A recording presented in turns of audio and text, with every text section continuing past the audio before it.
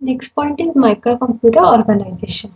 Computer system always contain five main blocks as input device, central processing unit, memory unit, output devices and ALU. This figure shows typical organization of computer with block diagram. A list of instructions with data is stored in a memory either for short time or permanently. Actually, instructions are stored in a memory called as program memory and data is stored in other part of memory called as data memory. After feeding set of instruction into the memory, control is used to read the first instruction from the program memory and according to instruction, it performs the work with the help of control and arithmetic circuit as adding of two numbers, jumping to other memory, etc. Then after performing desired operation, result is transferred to the output device. The basic difference between microprocessor and microcomputer is that microcomputer is a small size computer while microprocessor is one of the blocks required in a microcomputer system. In other way, we can say microprocessor is a CPU part of the microcomputer system, which actually it is the heart of the system.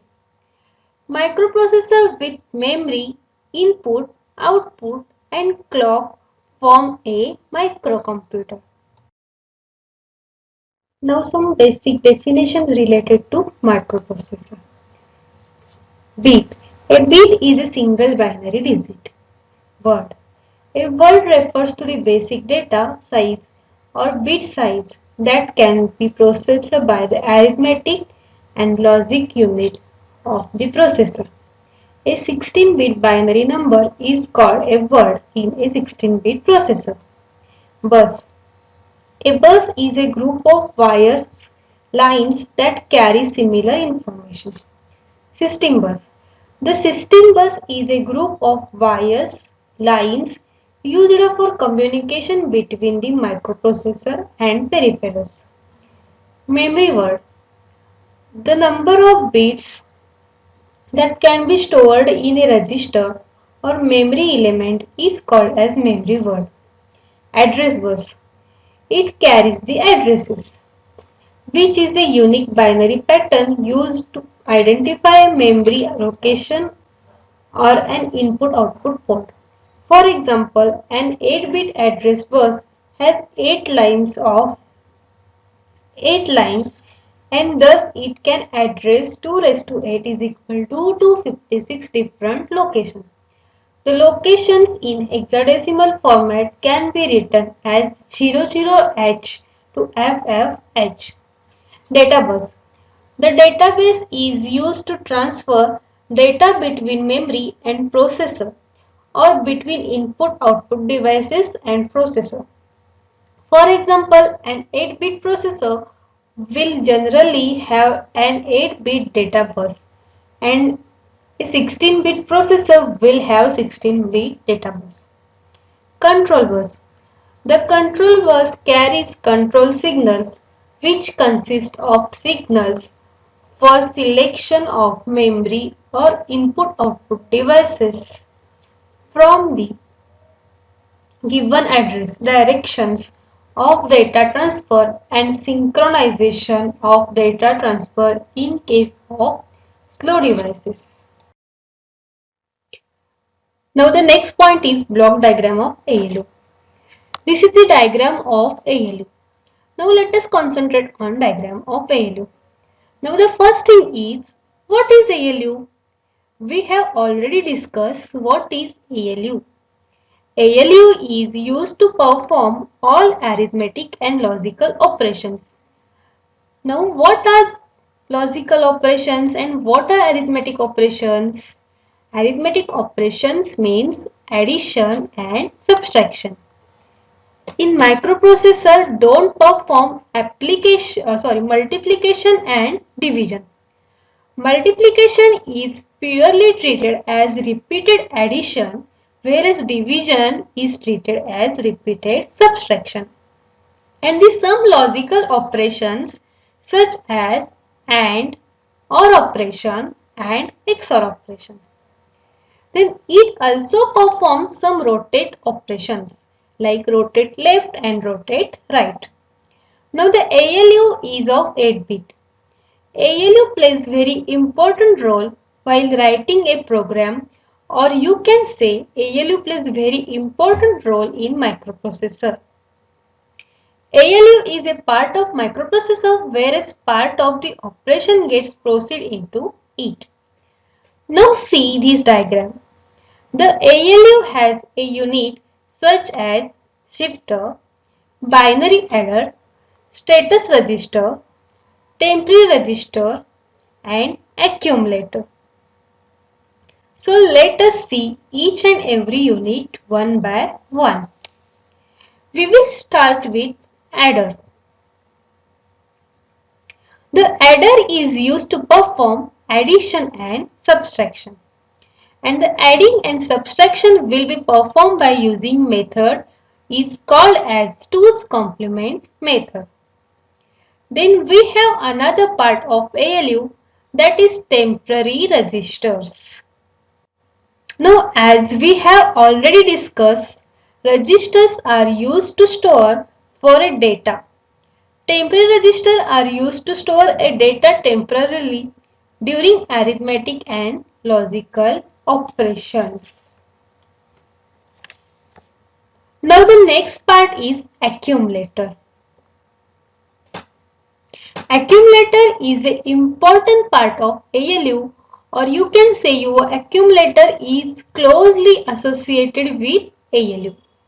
Because in the accumulator we store the result of arithmetic and logical operations. Means whatever result you will get after the performing arithmetic and logical operations, that results always come inside the accumulator. Accumulator is again 8-bit. Then we have another part is shifter. Shifter. Shifter is used to perform rotate operations. For an example, rotate left and rotate right. So all these operations performed by shifter. Then we have one more unit called as status registers. In the status register, we have the flags. Those flags get set or reset according to the result of accumulator. Means whatever result you will get in the accumulator, based on that result your flag will get either set or reset. So this is the explanation of ALU. Now we have to study block diagram of generic microprocessor. We have already studied what is microprocessor, basic units of microprocessor and block diagram of arithmetic and logical unit, that is ALU. Now we will see generic microprocessor. So let us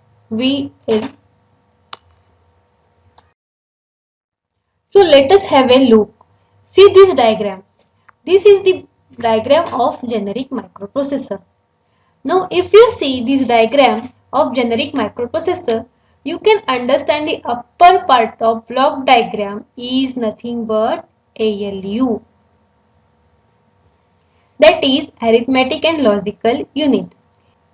We studied what is ALU, but still there are 5 units, that is shifter, adder, accumulator, status register and temporary register. Adder is used for addition and subtraction of two numbers by 2's complement method. Accumulator is used to store result of arithmetic and logical operations. Then we have temporary register. It is used to store data temporarily. Then shifter. The shifter perform rotate operations. Then we have status register. In the status register, we have the flags. Those flags get set or reset according to the result. This is the block diagram of ALU. Now we will concentrate on address bus and data bus. They are very important as they are used to carry or used to transfer a data one part to another part. Now address bus is of 16 bits and it is used to transfer address from one part of the microprocessor to the another part of microprocessor. But this address bus is the unidirectional bus. That is, your data can flow only into the one direction. Next we have data bus. Data bus is of 8 bit and it is called as bidirectional. That is, your data can flow both direction in data bus. Then next we have data address registers. Data address registers are labeled as H and L. H and L are of 8 bit. If you want to use 16 bit, then you can use them in pair. If you are using 16 bit, then you can use HL pair. So H and L, these are called as data address registers. Moving toward the next, instruction registers. Instruction register stores the first byte of instruction. See, the program always consists of instruction. Instruction register always stores the first byte of instruction while executing the program. Next is instruction decoder. Instruction decoder determines the exact step to be followed while executing the instruction. Means decoder perform an important role in decodes the instruction. So it decodes the how the data should flow. Then next we have program counter and stack pointer. Program counter and stack pointer. Program counter always store the data of next instruction, whereas stack pointer stores the address of current instruction. For an example, suppose if I have instruction called as F00H and F001. So, what stack pointer will do? Stack pointer will point to F00H because since currently on the F00H, whereas program counter will point to F001 because program counter will point the next instruction to be executed. In this stack is nothing but this is the data structure where we store the data. So what we do in the stack pointer is all memory location get stored and your pointer always point the current instruction. Then next we have status register. We have flag which are set or reset depends on the accumulator. Then next we have status register. In status register we have flag which are set or reset depends on a result of accumulator. Now in status register has two flags in generic microprocessor. They are carry flag and zero flag. Now obviously if you are getting extra bit while performing an arithmetic operations, then your carry flag will be set. If you are not getting extra bit, then carry flag will be reset. Now in zero flag, while zero flag is set, that means determine your result of arithmetic operation is 0. When your carry flag is reset, means arithmetic operation is non-zero.